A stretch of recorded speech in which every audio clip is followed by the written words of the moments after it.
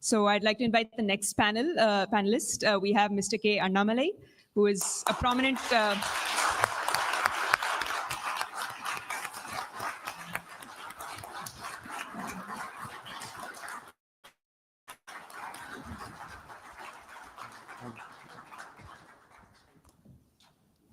who's a prominent BJP party member, a Bharatiya Janata Party member, and a former president of BJP in Tamil Nadu. We have Mr. Ghanshyam Tiwari, who is the national spokesperson for the... So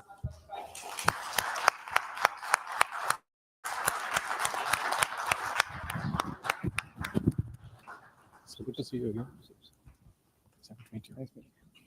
Thank you. And finally, joining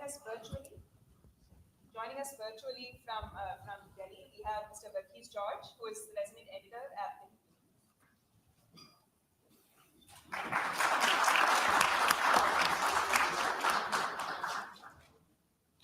And I have the distinct honor of moderating this panel and look forward to hearing your insights.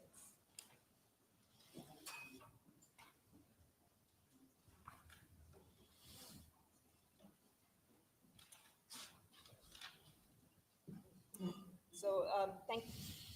Am I audible? Am I audible?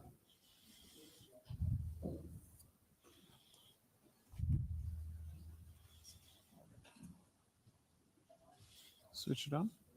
Just switched on. Sorry, am I audible? You can use this one. Oh, thank you. Thank you so much, all of you, for joining us today. We sincerely appreciate it. So, given that we're talking about constitutional evolution, I guess the best place to start is at the very beginning. So, we look at the Constitution. We see we, the people of India, having solemnly resolved to constitute India into a sovereign, socialist, secular, democratic republic, and to secure all its citizens justice. So, I will start with the first word there. So, sovereign. And I think that's particularly relevant in the case of Pahalgam. I'd like to start with Verghese George ji. You have talked about Kashmir and the two kind of opposing views. So the broad question I'd like to ask the panelists is, how does the contest over Kashmir, thinking about the two different perspectives, kind of that Verghese George ji has, kind of Nehruvian secularism and kind of Hindutva civilizational claims, shape the understanding of constitutional sovereignty? And I'd like to hear Verghese George ji's work on that first. And yeah. Well, I think you've just jumped to a rather several years old an argument which I had made, which is essentially in one line. The argument is that the imagination about Kashmir in India's overall strategy as broadly can be viewed in two kind of visions, I would say. On the one hand, what I've called the Hindutva strategy, Kashmir is a kind of a last frontier which has to be integrated in a manner which consolidates nationhood, and that becomes the sort of a final frontier of the consolidation of India's nation-building project. So it is about the strength of the nation demonstrated in that manner. In a Nehruvian imagination, what I've called Kashmir is kind of the crown of India's multi-religious nationalism, where the defeat of two-nation theory, the idea that India is a Hindu country and therefore the Muslims have no place, that was Jinnah's idea.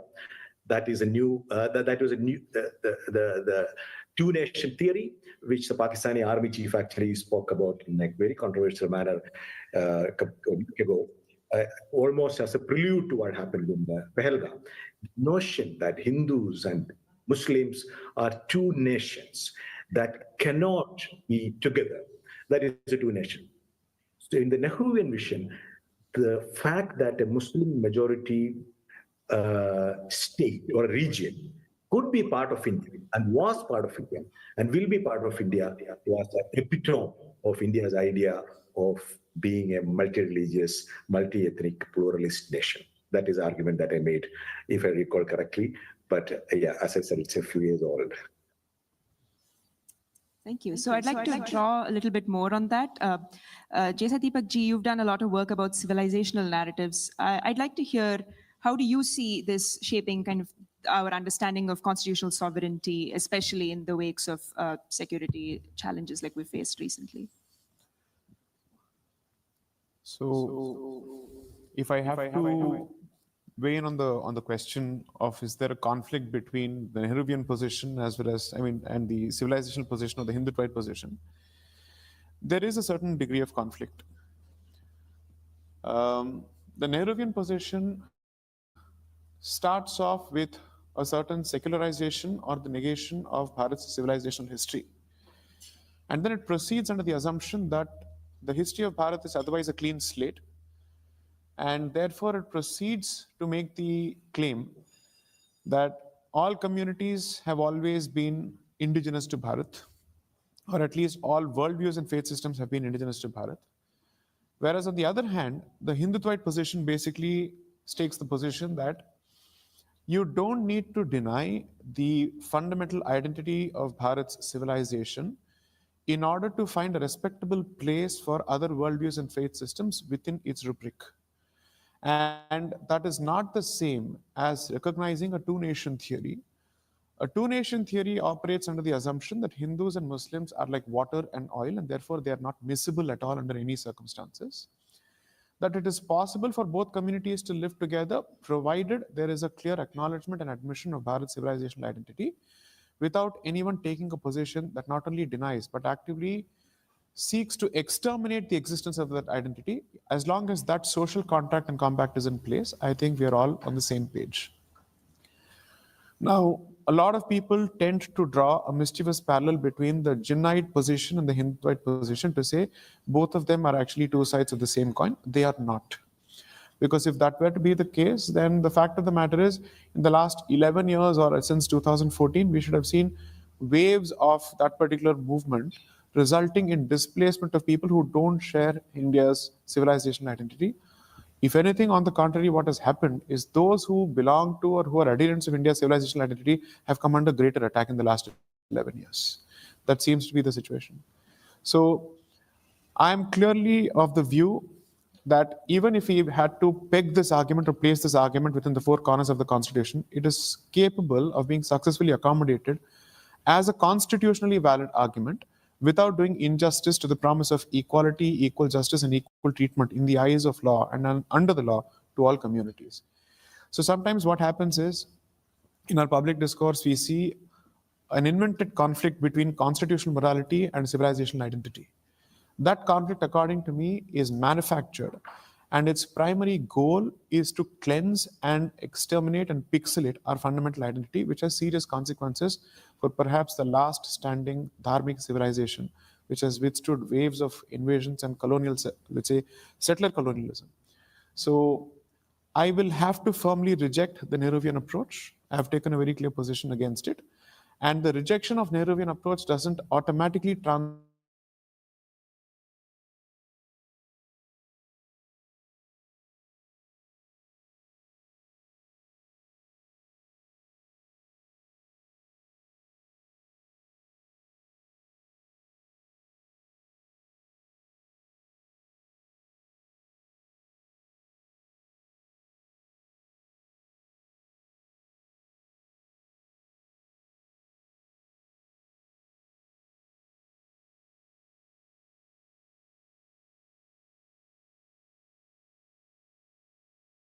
I think every one of us across the world feel that it could be us, it could be our family members, and every one of such violent activities pains us, strengthens our humanity, and then it brings to the fore the most important question that India faces in such moments. That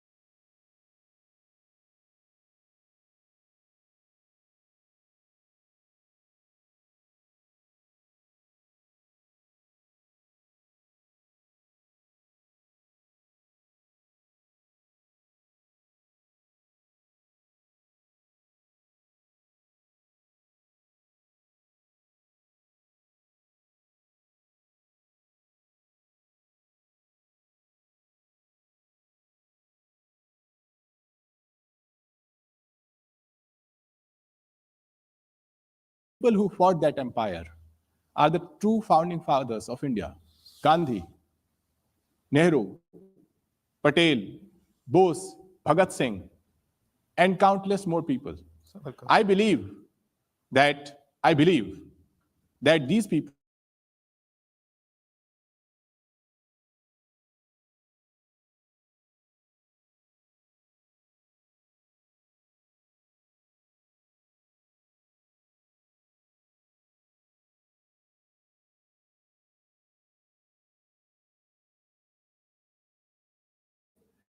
thought leaders whose thoughts will last and build the architecture of India for the next 75 years and more.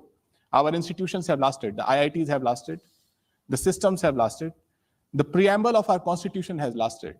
So for anyone to come and say that this is the ideology that I use to contradict Nehru, I believe such ideologies don't have anybody but ghosts to stand on. The reality is that counterfactuals don't run the future of a nation. In front of us, there's one team who fought for the foundation of modern India, and the ideas of that team has lasted. My final point, if one has to look at last 11 years, and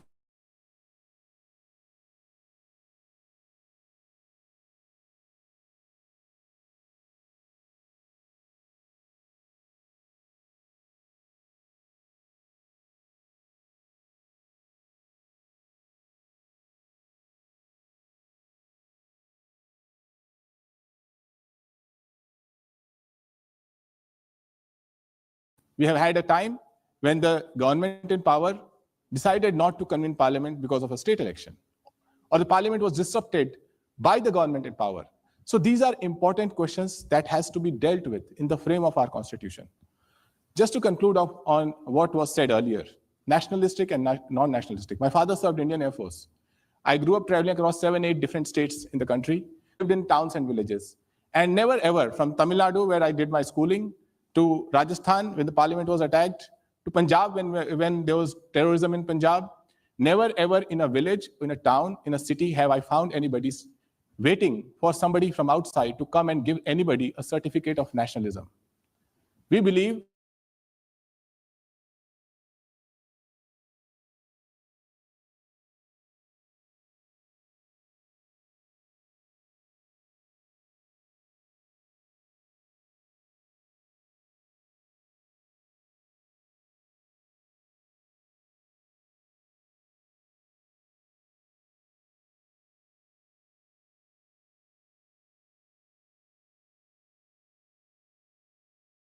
relate very closely to what we're discussing. So I'd love to hear your on-ground kind of real world, on-ground political experience in that.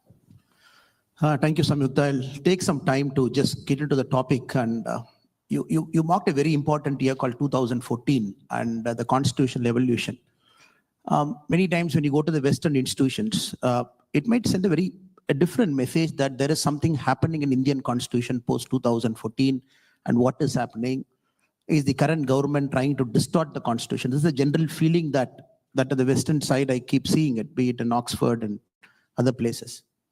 We have to understand, if at all we are talking about constitution, the ethos of constitution, protecting the constitution, it is more in the last few years. I'm going to make certain comparisons post 2014 and before that. Our constitution is amended about 106 times, 106 times till now. And post 2014, we have done it 8 times, starting from 99th Amendment, 100 till 106. If somebody is carefully studying what are those last 8 amendments post 2014 we have done. We did an amendment, the first amendment we did after 2014 is to exchange certain territories with Bangladesh because we had an agreement. We took some land from them, we have to give a land. Then we brought GST. We extended the reservation in the country for another 10 years, that is one amendment. We gave 1/3 reservation to our mothers and sisters, one amendment. We empowered the state governments to decide who should be the OBCs of our country. That is one amendment. We gave a constitutional mandate to the OBC Commission. These are the 8 amendments we have done post 2014, which each of those single amendment has actually strengthened the constitution, taking the constitution forward, so that what you mentioned about the preamble of the constitution, it is strengthening. If you go slightly previously, the kind of distortions we have seen. I'm only mentioning a couple of amendments, 24th, 25th, 29th, 39th, 42nd. These amendments I'm mentioning in particular because these are classics. When somebody talk about, oh, we preserved the identity of Bharat post 2000, post 1947 till about 2014, now everything is distorted. People should just go and read the 39th Amendment, which was simply brought in on a Thursday in the Parliament, August 7, 1975, which is a Thursday in the Lok Sabha. They brought an amendment to say nobody can question the election of a prime minister, the president, the vice president, and the speaker on a Thursday. August 8, 1975, which is a Friday, the Lok Sabha passes.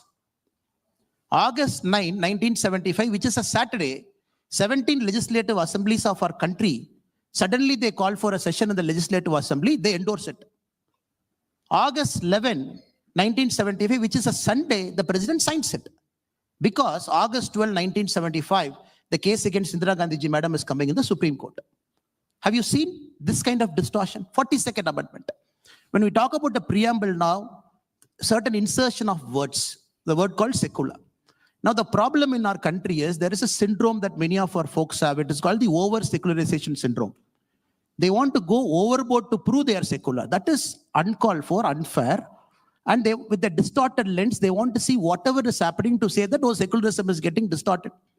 Even the recent attack that happened in Pegalgam, which Arnabji very evocatively spoke. If you look at some of the narratives that is happening, they say, no, among the 26 killed, 25 are Hindus, 1 is Muslim, which means the terrorist folk did not see a difference between Hindu and Muslim. But none of them carefully study the modus operandi. None of them carefully study what he said, what was actually happening in the field that particular day. I would say it is a very unfair defense. Many a times I keep facing it. 4 months when I did a small fellowship in Oxford, every single day, and the professors in UK, my only job from morning till night was defending that we are not doing anything wrong in our country. It is not a kangaroo court that is running our country. We are elected by the people. We have a mandate. I am just ending my argument with one more. 2013, the UPA government brought a bill. Luckily, it did not become an act. If I'm recalling that bill for you, it says Prevention of Targeted Violence, Communal Violence, 2013. If somebody is reading that bill, it came into the parliament. It was debated in parliament. If you read that bill, it says a communal violence can be done only by a majority community against a minority community. It says only Hindus can always be the aggressor. It is all the time the Muslims are the people who are suffering at the hands of Hindus. Luckily, the Congress government withdrew in 2013 because the elections were coming. It was becoming a big blowback. This kind of bills, this kind of debates happening. When my friend says that our parliament hasn't sat much, people just have to compare the dates.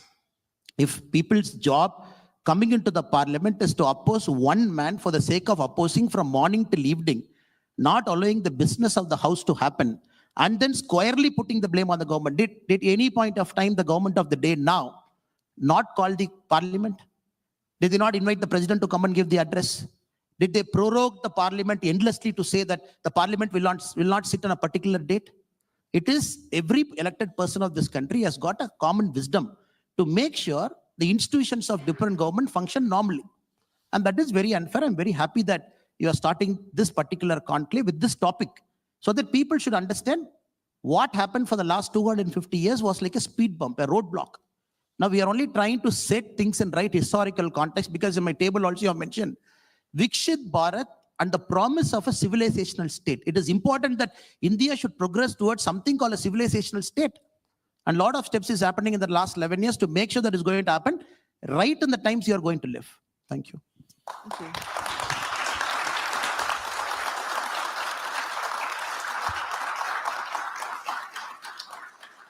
So you brought up 2 points, and I'd like to pull on that a little bit. So you brought up one, kind of the defense of kangaroo courts. I know, Ghanshyamji, you've expressed a lot of opinions about that. So I'd love to hear that about that from you, given that it's been an interest. I think in the interest of brevity and time, let me pivot the discussion to the future. We are at Stanford, the birthplace of foundational technologies that shape the future. So artificial intelligence is here. And if we have to judge, and the future generations will actually judge, it will be on their fingertips. Every one of us have mobile phones these days. What any speaker, whether it's the prime minister, whether it is journalist, nationalist journalist, or any other journalist, whoever it is, it's only a matter of time that the AI will judge everyone based on the content you have created. You can give your mobile phone to some kind of technology, and it will tell you that the content on your mobile phone, is it true? Is it hateful? Is it harmonious? Is it based on false propaganda? And there could be multiple sections. Professor Myra is there. So many professors would be there.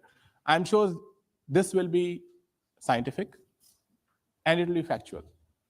And at that juncture, people will not have a place to hide. Because when a future person interested in history of India will read a lot of things that have been thrown out through various platforms, through media. I'll give you one simple statistics because we spoke about it. If you look at Google Trends and search for the word Hindu and Muslim, India is 80% Hindu. The internet imprint of the word Muslim sometimes is more than the word Hindu. Where is this content coming from? This is just in the last 11 years. This is not a by chance activity. This is a design. So when you analyze this mobile data, you will realize that who are generators of this content that technology will start classifying as hateful, untruthful, disharmonious, not for the constitution. Final point, why do I pivot to the future?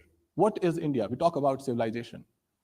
What is India? If you look at the census, whenever it comes out, the number of people under the age of 14, children under the age of 14, will be over 400 million, more than the population of United States. The number of people between age of 14 and 35, 15 and 35, another 400 million. This is where the future belongs to. What are the challenges? Those between 15 and 35, the challenges is what kind of skills they will have, what kind of universities they will go to, what kind of jobs they will have, and who are the people who will shape their thoughts as future citizens of India. People under 14, their challenges will be what kind of nutrition they will have, what kind of education, early education they will have, what kind of schooling they will have, will they be healthy or not healthy?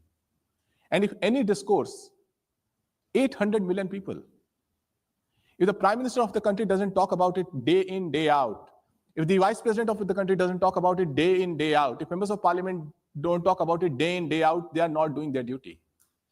If members of media don't talk about it day in, day out, they are not doing their duty, because today Indian universities don't rank in top 100. At the rate we are going, they are not going to be in top 100. So I think unless we pivot the conversation to the future, we will be battling the ghosts, whether it is ghost of Nehru, or whether it is ghost of Akbar or Aurangzeb. They are not pivoted in the future. And I think that is why it is important that as we reflect on all the things that are being spoken about, we reflect that a moment of truth is right across the corner in the world of artificial intelligence. And as a result, every content will have its impact. And that is where we will come back to our constitution and see that did this person as a thought leader in society create or speak in a matter that brought equality, in a matter that brought liberty, in a matter that held sovereignty of the country, in a matter that brought fraternity. These are the most important guiding parts of our constitution. And finally, socialism was socialist and secular. Again, as far as socialist is concerned, final point, when you look at these 400 million children, think about what their economic background is. How many of them will have a parent who has a college degree or a job? How many of them have assets? How many of us here can ever be here if our parents did not have basic assets to fulfill our education? And it is there the idea of socialism versus crony capitalism come in contest. And when in politics the power of money rises, that contest becomes much more significant. I come to a university not to answer all the questions, but actually ask questions, because I think this is the birthplace of the thinking, the ideas that shape the centuries ahead of us. As a result, I'm just laying out some questions. I'm sure many of the things that I've said will be contested and may be poor answers. and some of my friends are more erudite to come up with better answers. But I do think that if there is one word that will ultimately get added in the world of artificial intelligence to the constitution of the things that you read in the preamble, is the truth. Constitutions of future will have to promise to their citizens an extra word called truth, because truth will be contested in the world of AI. Thank you. I will pass it to Saideep ji, I think I see. And then I will pass it to Verghese ji, because I think the media angle of this is also particularly interesting, and Ghanshyam ji did bring that up. You'll have to give me a bit of a leave to actually address some of the points that Mr. Annamalai and Mr. Ghanshyam addressed. You know, the funny part is every time we discuss the history of this country or the history of Bharat, it's almost as if we are being told any discussion on the history of Bharat is futile because it comes in the way of our economic progress.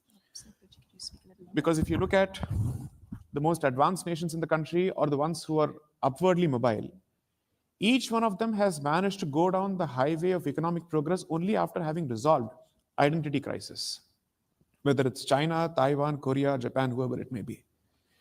Unless and until you have a clear understanding of the self, for you to hope to actually hurtle down the path of, rush down the path of material progress, I think is a fundamental misunderstanding of human psychology. Second, I think it is a grave mistake and is a denial of the victimhood of Bharat when you actually say that the discussion about Aurangzeb is a discussion of ghosts and it is a discussion in phantomhood, for the simple reason that it's not about a person, it's about the continuity of the very same mindset that we saw in Pahalgam. The fact of the matter is, two-nation theory did not end or did not result or stop only in the creation of Pakistan and therefore East Pakistan and currently Bangladesh. It continues to play itself out. And who better than Kashmiri Pandits to actually vouch for it, that even after the amendment, not abrogation of Article 370, we continue to see that bloody two-nation theory play itself out on a daily basis. 3, this is something that's very crucial. When somebody says that artificial intelligence will only look at truth, it will only look at facts. Whether it is a document or artificial intelligence, it depends on the kind of prejudices that people load that particular system with at the outset. It is the kind of biases that people load it with. Artificial intelligence in itself is not the touchstone of truth. The fact that it is capable of fabricating truth, I think, is playing itself out on a daily basis. So let's be clear that whether it is a document such as the Constitution or artificial intelligence, it is capable of being fed a certain, let's say, worldview, which loads the dice against others. Okay, now let's come to the question of truth, equality. Is a discussion on Article 370, which gives equal rights to everyone to become citizens of the state of Jammu and Kashmir, a discussion on equality or inequality? Is a discussion on giving fair treatment to the Dalits of Kashmir a discussion of equality or inequality? Is the abrogation of Article 35A, which resulted in mass discrimination of both women as well as Dalits in Kashmir, is it a discussion on equality or inequality? After close to 400 years of contestation, if one piece of religious worship is finally given to a particular community, that to a majority community, after 3 rounds of battles in the Supreme Court and the High Court and other places, tell me, what does it say about the constitutional security of this country? 3, why is it that a discussion on uniformity in secular civil laws, how is that unequal? How is that unfair? Which of these conversations results in inequality? And how is it that the ones who take a position against Uniform Civil Code, against the amendment to 370, against a judgment of the Constitution Bench of the Supreme Court on Ram Janmabhoomi, how do they get to hold forth on equality and fairness, while the rest of us who are batting for it are somehow seen as purveyors of inequality and unfairness? 3, and I think this is extremely crucial, please understand. The fact of the matter is, there is a serious contestation with respect to Bharat's pre-independent history as well as post-independent history, and especially on the constitutional history, because Mr. Annamalai gave a couple of examples. I'll just give one example and close it with that. What is the First Amendment of the American Constitution? It is meant to be a pro-free speech amendment. The Second Amendment speaks of gun control. It speaks of right to bear arms. Do you know what is the First Amendment of the Indian Constitution? It is the truncation of free speech, not expansion of free speech. And exactly how did this happen? Because we are constantly being told that someone built this, someone built that. So let me exactly contribute to this particular conversation on how they truncated free speech in this country, in Bharat. The original restrictions on free speech were very narrow under Article 19 as it existed, Article 19(2) of the Constitution as it existed in the 1950 version. Now, the fount of all that is good and great with Bharat, Shri Pandit Nehru, was embarking on a journey of land reform laws, which was met with stiff opposition by the communists of his period, who said what you're doing is not right, it is not constitutional, and it is elitist. And they were writing tomes and tomes of articles criticizing his land reform initiatives across the board. One of them was Romesh Thapar, a communist. And why is this important? Romesh Thapar versus Union of India is the very first judgment that you will read on free speech. So what did Sri Nehru do? All his land reform initiatives were put in a particular schedule of the Constitution, the 9th schedule, and 9th schedule, any law that is placed in the 9th schedule is rendered immune from a constitutional challenge before any court. That was the first promulgation. The second thing that was done was to expand the scope of restrictions on free speech by making it as vague and broad as possible. Now, the person who aided him and who was the lawyer of the government at that point, the law minister, was Dr. Ambedkar, who aided Mr. Nehru's initiatives in expanding the scope of limitations on free speech. And till date, unfortunately, nobody has brought or dragged the First Amendment to the Indian Constitution to the court, challenging its own constitutionality, saying, how did this even happen in the first place? So to actually hold forth on how they've built institutions, if somebody has a problem with the extent and the state of free speech in Bharat today, then go back to the prime mover, the root cause, the first cause of all that is great and good with Bharat, Sri Nehru. This is the reality of it. The reason why the word secular was even kept outside the purvey of our preamble when the framers of the Constitution, we don't have a founding father, we have founding fathers and mothers. That is the egalitarianism of the Indian Constitution. They said secularism is a word that is capable of multiple interpretations, some of which are rank mischievous. So keep it out. It was brought in during the emergency surreptitiously, and ask yourself whether the mischief that was anticipated stands validated today on a daily basis when secularism becomes the touchstone of every policy. So I must say that please never approach constitutionalism or artificial intelligence with blinkers on as if it is free of any kind of biases or it is fundamentally neutral at the outset. It is a document, it is a man-made document, it is a man-made system. It is therefore informed by the biases of the people who create it. Finally, I'd only want to say this. The fact of the matter is, in the last 11 years, as much as I have a lot to say in terms of criticism of the current dispensation at the center, I will be the first person to say it is this dispensation that has managed to finally shape the world's positive attitude towards Bharat after decades of being associated with snake charmership. The fact of the matter is that the Indian passport today carries a lot more value since 2014 as it did before, than it did before. 3, people must constantly speak of equality, people must constantly speak of development. The fact of the matter is a politician must not just speak, the politician must do and act. Garibi Hatao became a symbol and a slogan for decades, and Garibi was never Hatao-fied until 2014, because that is the way you keep and cultivate a vote bank. Whereas the digital stack has done 2 things in Bharat. It has broken the notion that access to digital technologies must be limited only to elite spaces. 2, it shows that Indians have fundamentally high degrees of native intelligence that makes it possible for them to use these technologies. 3, it has managed to make government transfers accessible directly so that there is no slip between the cup, namely the government, and the lip, namely the people. Now tell me who's done more as opposed to speaking more. I'll leave it to the audience to decide.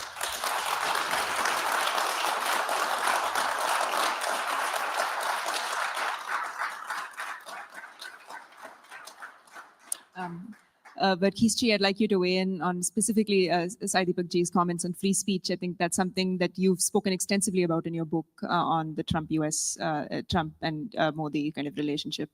I think I will very briefly touch upon that. As Sai Deepak is very correct in analyzing the fact, but the only additional point I would add to that thing is that there is a logic of the state, which is a very secular process, for the lack of another word.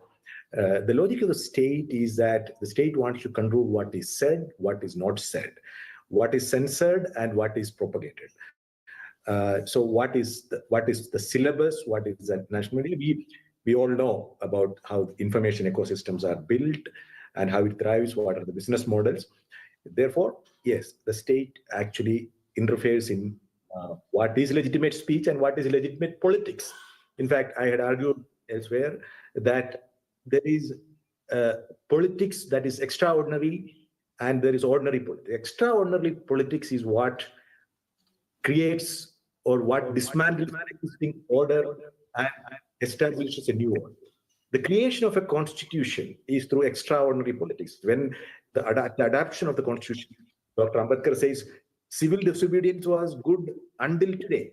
But now that we have a constitution that is we have given to ourselves, we the people, the sovereign, has acted and we given to ourselves, there is no longer do you have the liberty of civil disobedience? That should be junked. That should not be a legitimate way of doing politics. This is how India's constitutional history begins.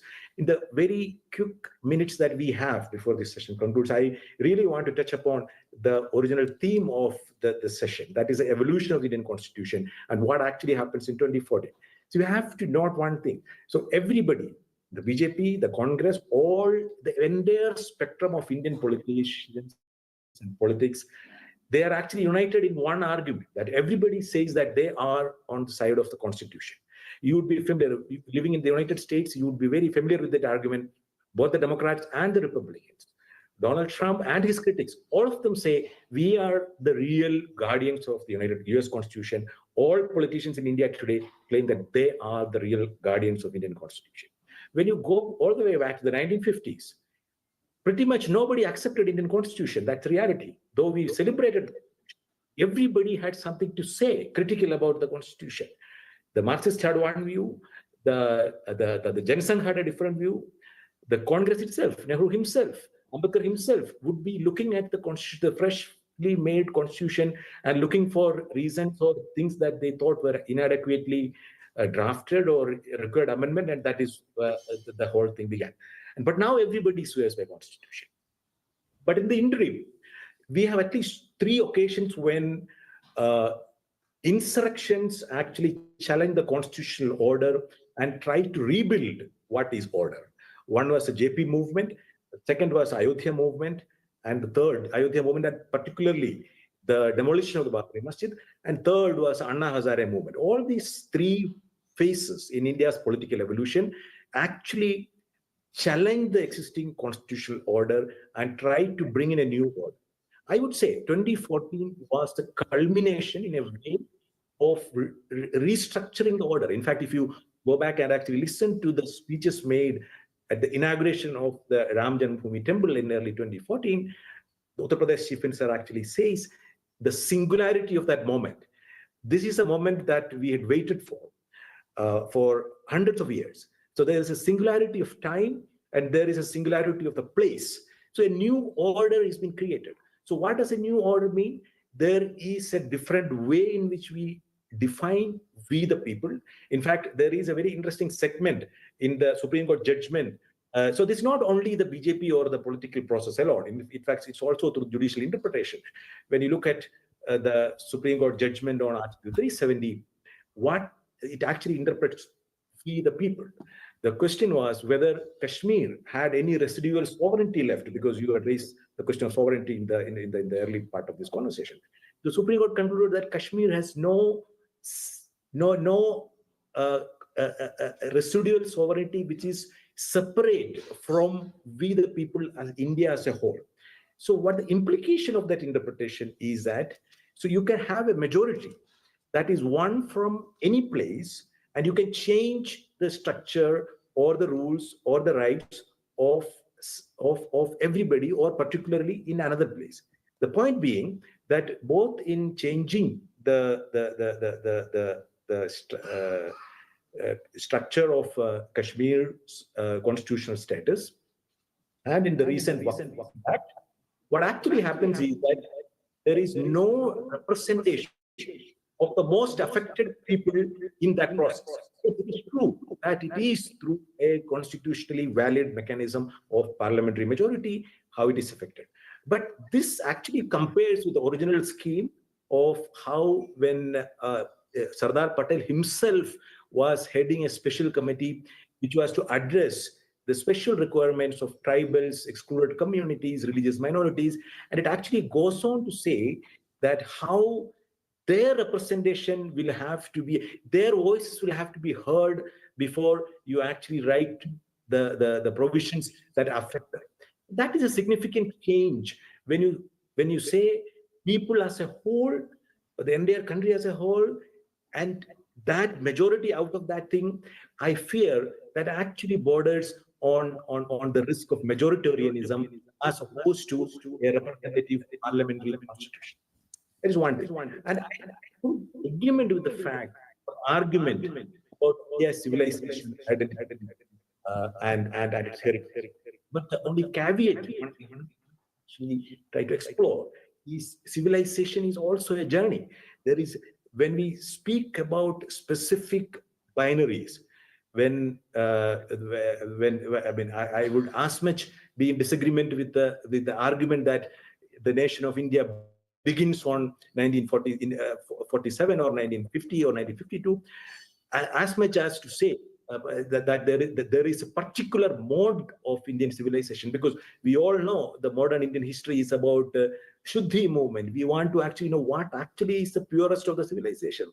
There is the idea of Indian Islam being not authentic Islam because it has had local influences, local Hindu influences. So to civilization itself, whether you call it Hindu, Indian, whatever it is, that itself is an evolutionary process. You of you people who are sitting in Stanford, living in the United States, you would actually appreciate the fact that the idea of Indian civilization evolves. So if you actually go and read very recent book of Manu S. Pillai's The Making of Modern Hindu Consciousness, or you go back to Diana Heck's A Sacred Geography, or R. Chambagalashmi. So the idea of what we called Hindu religion or Hindu faith or Hindu civilization, that is evolving over centuries and millennia. So when we take that aspect into account, I think we can have a much more exploratory, inclusive notion of what civilization is, what our nationhood is, what our notion of the self is, etc. So I would say in 2014, yes, what happens is there is a shift in the way we understand Constitution, with the way we understand the idea of people, the way we significantly shifted the emphasis or the role of the state from a provider and guardian of the rights of the citizen to enforcer of duties of nuance across here. But there is a shift, and we are actually, I think Mr. Annamalai, somebody referred to, or Saidibek referred to the idea of a social contract. I would argue that we are in the midst of trying to renegotiate the social contract as it existed. There is nothing bad about it, but only thing that we have to be mindful is that renegotiation or relitigation of social contract, you have to be civilized, non-violent, very accommodative, with a larger purpose of making India stronger and equipped for the challenges. Thank you so much, Vakesh ji. I think now we'll open it up for questions. I'm sure a lot of people... Can I just respond to those 2 points? Yeah, I think it's important to respond to that. A lot of words are thrown now: majoritarianism, this, that, constitutional distortion. One of the preeminent historian of our time, Arnold Toynbee, in 1971, in a lecture in Delhi, the Azad Memorial Lecture, he compared two countries, state of two countries, Poland under the occupation of Russia, 1600 to 1915, to India, continuous occupation, Bharat, by different powers to be. He said the first thing the Poles did in 1915, once they got independence from Russia, the first thing they did is they went to their central square. Russians during the invasion have put up the Russian Orthodox Church, a symbol right in the central square, because they felt every day the Poles should see. That should be an ocular symbol of the aggressor. The Poles, first day they came, they removed that, they threw it away. They said, we are Roman Catholics, we'll put our symbol. He compared that to what is happening in our country for a long, long time. When I talk about, I'm not getting into the Ram temple now, that is resolved. I'm taking about 2-3 other issues. It is not to ponder or to take the ghost out or the phantoms out, like my brother said. I'm just taking 2-3 examples. If you don't resolve it, you become an economic powerhouse. Where is your rootedness? Of course, you are going to be an economic powerhouse. It is not that India has decelerated economically. We're only progressing. That is another chapter for another day. I'm just taking the Benares Kasi temple. 1100, Qutbuddin Aibak destroyed. Khiljis, Goris. During the Babur time, a temple was built. Aurangzeb time, again destroyed. 1809, in the communal right, again destroyed. From 1835, a court case pending to accurately say where is the temple. On top of the temple, a mosque is built. 1991, conveniently, we bring a law, because it is in the Congress manifesto. 1991, we bring a law and we say, places of worship at 1991, nobody should get into. Which was debated for 2 days. 2 days. Without a debate. Nobody can get into any of this as a debate, because we, the Congress party, we have decided, because we have a majority. 1947, when we got independence, post that date, only Ram temple is an unresolved issue. Other things are resolved issue. 1,000 years people are fighting. People are given life. It is a continuous battle. You bring a parliament law in 1991 to say nobody can debate about the Benares temple and the Gyanvapi mosque. When people want to talk about it, we are called as Hindutvaist, majoritarianism, and we are trying to distort the constitution. That is very unfair. Without resolving, you as a country, how are you going to move forward? Now, Mr. Chandrachud, the previous Chief Justice of our country, in one of his last judgment, he said, yes, right. We have to reopen and see the character of the mosque, whether a temple pre-existed. I think it is important now as a country, we get into a lot of these unresolved issues and start resolving in a peaceful way, in a sense of brotherhood, in a sense of fraternity, in a sense of respectfulness for all the community. There cannot be one single community which says that, no, we are the sole guardians of secularism in our country. In our country, Samyukta, you should be knowing this. There are 13,764 minority institutions. 13,764. The Constitution gives them a mandate. In this 13,764 minority institutions, no reservation is applied. But in Tamil Nadu, the state in which I belong to, 478,000 acre of temple land is under government control. If I question that, they will say you're against the Constitution. But nobody will talk about 13,000 and not minority institutions where no reservation is applied. We accept it, fine. It's a Supreme Court judgment. But all over our country, 7.5 lakh acre of land is occupied by governments, temple lands. And how are you going to resolve it? Again, I'm coming to the Waqf issue. When you want to talk about Waqf, a lot of our friends will say, no, why are you opening a Pandora's box?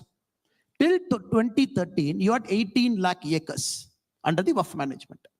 Last 10 years, 21 lakh acres got added. Last 10 years.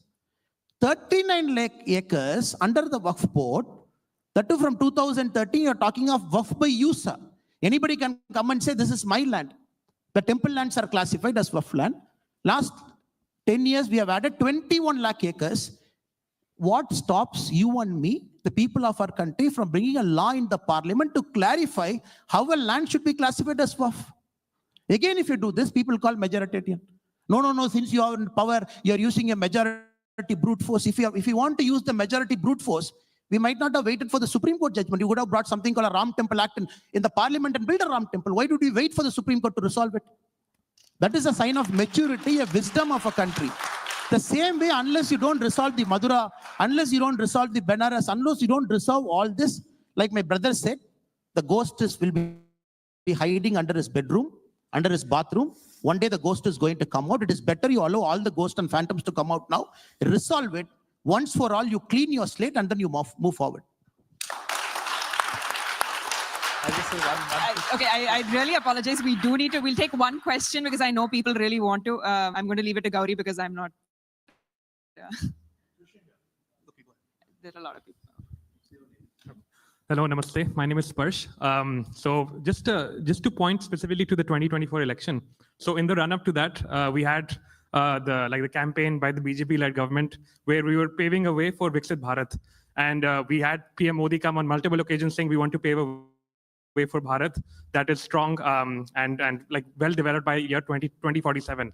On the other hand, we had a very dangerous game being played by the opposition, Congress-led alliance, where they were sort of forming a caste-based narrative and saying we should have caste-based reservation, we should drive forward for a caste census and so on. Ever since 2014, we have seen that PM Modi and the BJP-led government has done a lot in consolidating the Hindu votes and consolidating the Hindu society. But caste-based reservation policy still continues to take place. Can we get to the question, please? Yeah. So my question is, leading to 2047, is there ever a way where we can have independence of caste-based reservation and a meritocratic society? Who's the question? We request that we keep the comments short, please. Well, I think I'll link it to ghosts and others, phantoms. I think everything that has been said, I start with the point that I made. If there was one person, we speak about Nehru, we speak about Nehruvian ideology, we speak about Gandhiji, we speak about his ideology. If there's one person in the BJP so far that to stand up and say, this is my ideology, this is how I'll build institutions in the country, one person, say it in parliament, do a press conference. January 2014 was the last time an Indian Prime Minister did a press conference, if I'm not right. Please point it out. Do a press conference. There are a number of unresolved issues. I'm sure a Prime Minister who is very popular can do a press conference and answer that. So on the idea of merit-based society, caste-based society, I think there's a long list of social justice movement that one has to read about and ask some very basic questions. What amount of, talk about caste census, what amount of land in India, somebody spoke about land, is held by the over 20% scheduled castes who are in India? What amount of land is held by the scheduled tribes who are in India? What amount of land is held by, if you look at the British Empire, one of the way they sucked the lifeblood out of India was absentee landlordism. That ensured that people who had nothing to do with land owned the land. That is one way India will be destroyed, if people who don't use the land for the right purpose own the land. So this is an extensive topic. I just want to say that finally, whenever a Prime Minister is elected, a new parliament is elected, we are like batsmen. There's a huge total we are chasing, which is a total that will take India to a developed status. Every batsman, whether it was Mr. Jawaharlal Nehru or whether it is Prime Minister Modi, every batsman plays their shots, make their scores. And there are others who are responsible for future generation to take that score forward. Someday a batsman will get out, and it is fair to discuss whether the batsman played the number of balls they played in a fair way or not. I believe that if the batsmen of today don't speak about the future of the country in the world of artificial intelligence era, and they keep talking about ghosts of the past, they are missing the balls. I'll respond to that. I personally believe that we have elected the Prime Minister of our country to govern and not to do press conference and increase the TRP of television channels. Very clear about that. And when I sit here, I talk for the Prime Minister because we belong to the same party. All of us are Karyakarta. That is how we see it. And I am responsibly sure whoever is there, each of the words that we speak, we're very careful with respect to what we speak. And we expect the Prime Minister to come and do press conference. It is our only job to increase all the TRPs and to answer a select group of people, 50 people. Who are those 50 people? So I'm not getting into that. I'm sure we have a collective wisdom to tide over that and look at Prime Minister in terms of the performance he's doing. Now, with respect to the reservation, we have to understand the Constitution extends the reservation for every 10 years. Reservation is not in perpetuity. You keep extending it for 10 years. With an understanding that people should keep quickly coming up, and you have a measurable value in which you can see whether people are improving. Recently, when a Supreme Court gave a judgment with respect to the SC and ST, with respect to the reservation policy, it might not be applicable to every single person, because if somebody has utilized it once, then probably we have to take a relook at it. Then our government, the current government in power, we said we don't agree with the wisdom of the Supreme Court, and we said further, no, the situation is not conducive.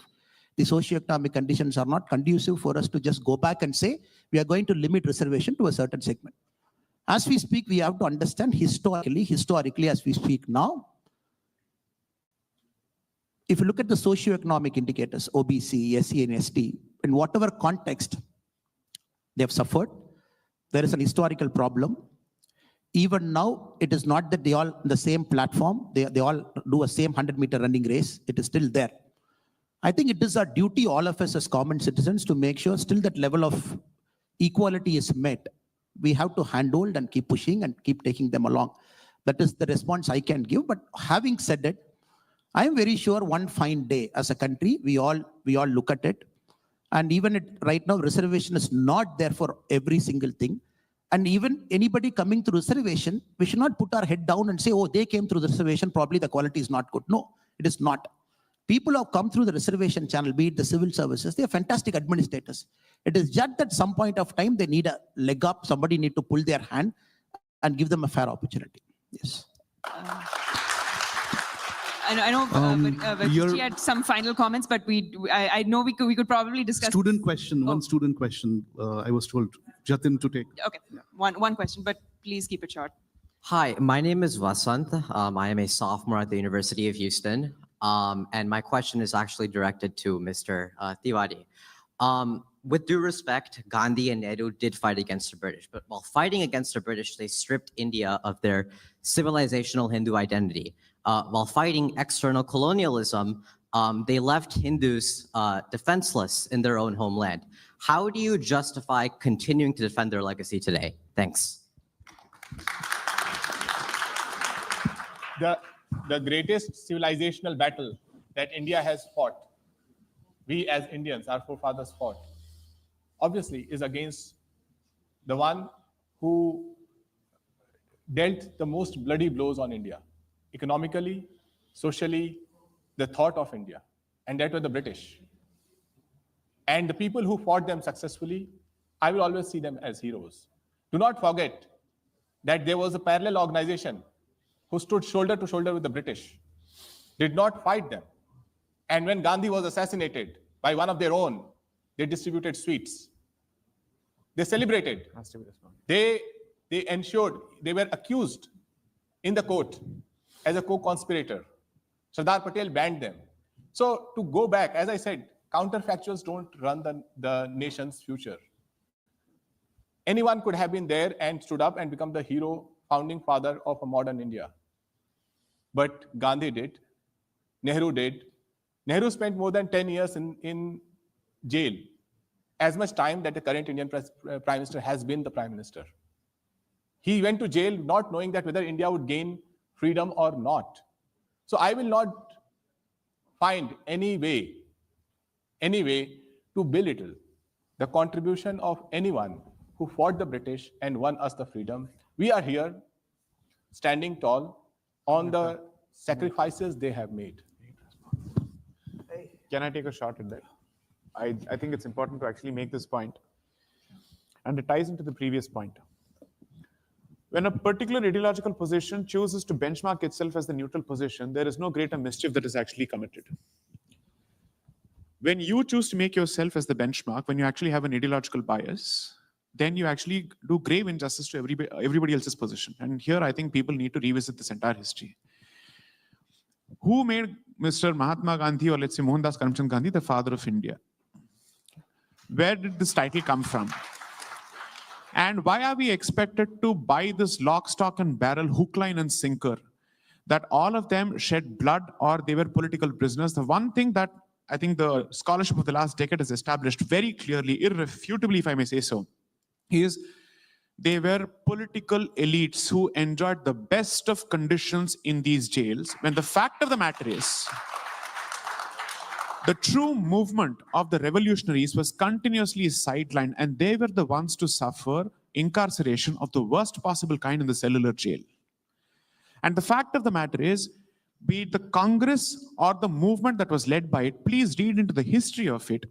They started off by clearly saying that they only wanted the dominion status within the British Empire. That was the stated position until the revolutionaries said, this cannot be the position. We want Purna Swaraj, complete independence.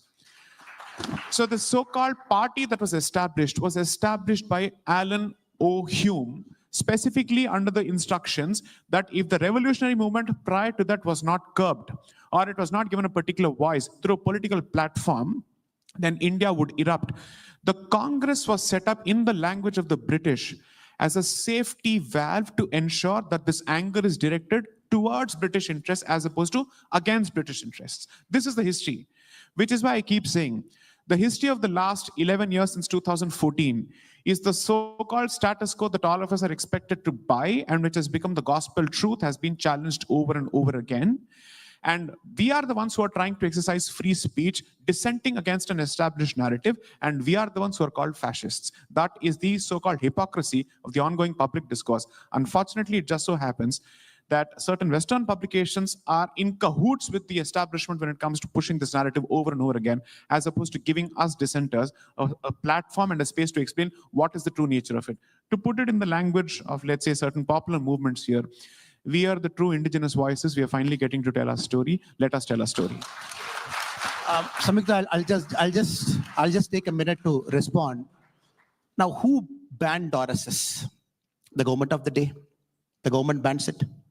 Because Nehruji, if anybody had the opportunity to read the will of Mr. Pandit Jawaharlal Nehru, the last will, he says, I should not be given a Hindu religious ceremony when I die. This is Mr. Nehru. When Rajendra Prasad ji wanted to go and attend the ceremony in Somnath, the Kumbhabhisheka that is happening, the Prime Minister of our country said, this is called Hindu revivalism. How can the president go and attend? I'm just putting things in context. Even today, our government can ban Congress Sevadal and say it is anti-national. Anybody in the government can do that. Just sense of whitewashing history and the Congress banning RSS multiple times and saying that, oh, they're banned. Which court has convicted them? Which court has said that they are involved in the assassination of the great Mahatma Gandhi ji? And I think we have to move beyond it and still taking recourse to whatever has happened. This false truth, this pseudo-truth, and trying to spin this argument out of this again and again and again. That is the problem. From 2014, we are trying our best as a country to address it, to move away from this half-truth and pseudo-truth and false truth so that we get a sense of history. I'm sure the students at Stanford, by scheduling this topic early in the morning, you're clearly showing that you want to read, understand, make your own mind. Mohandas Paiji is sitting here from his own state. One of the greatest preeminent, the current writer, Mr. Bhairappa is there, historian. Somebody has got time, please read his foreword. He has written to Vikram Sambat's Tipu Sultan book. Just read his foreword. He says, I worked in the education department for a long time. When they want to even do some minor alteration to the history of Tipu Sultan, the education secretary used to ban saying, why do you want to do it? We have a certain sense of history that from 1947, let us continue. Why do you want to bring new things into Indian history? That is the problem.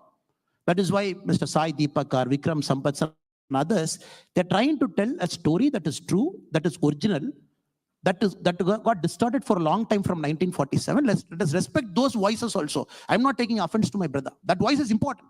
But let us put our mind to also understand the other voice so that you make your judgment, your decision by listening to both sides of the coin. Thank you so much.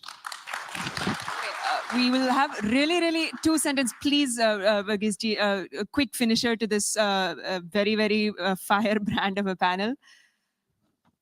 Well, I think thank you for allowing me to be with this esteemed colleagues and at the Stanford conference where, so only 2 lines as you put the limit on.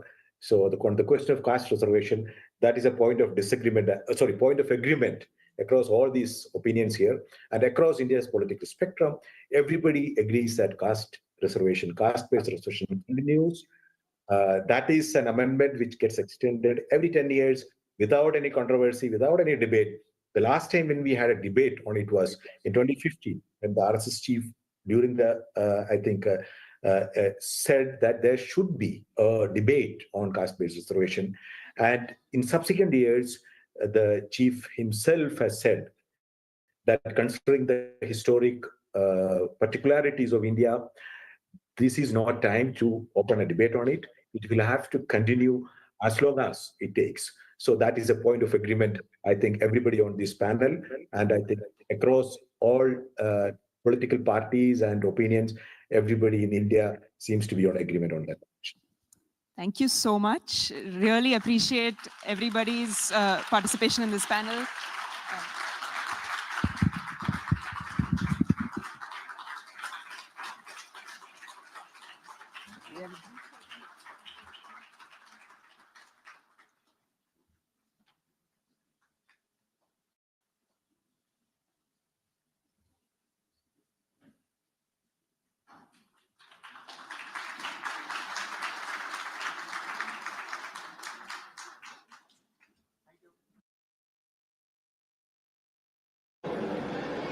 அன்பார்ந்த பெரியோர்களே, தாய்மார்களே, ரொம்ப